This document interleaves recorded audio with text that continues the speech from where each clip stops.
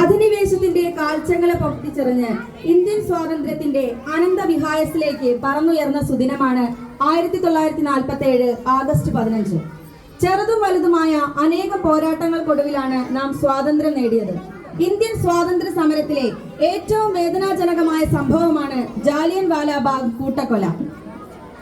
അന്ന് പഞ്ചാബിൽ റൗലറ്റ് ആക്ടിനെതിരെ സമരം ചെയ്ത വിപ്ലവകാരികളുടെ അറസ്റ്റിൽ പ്രതിഷേധിച്ച് അമൃത്സറിൽ ഒരു കൂട്ടം തദ്ദേശീയർ സമ്മേളനം നടത്തി. ഇതിനെതിരെ ജനറൽ ഡയറിന്റെ നേതൃത്വത്തിൽ ബ്രിട്ടീഷ് സേന അണിനിരന്ന് തുടർച്ചയായി വെടിയുതിർത്തു. വൃദ്ധരും സ്ത്രീകളും കുട്ടികളും അടങ്ങിയ ആയിരക്കണക്കിന് ഗ്രാമവാസികൾക്കാണ് അന്ന് ജീവൻ നഷ്ടമായത്.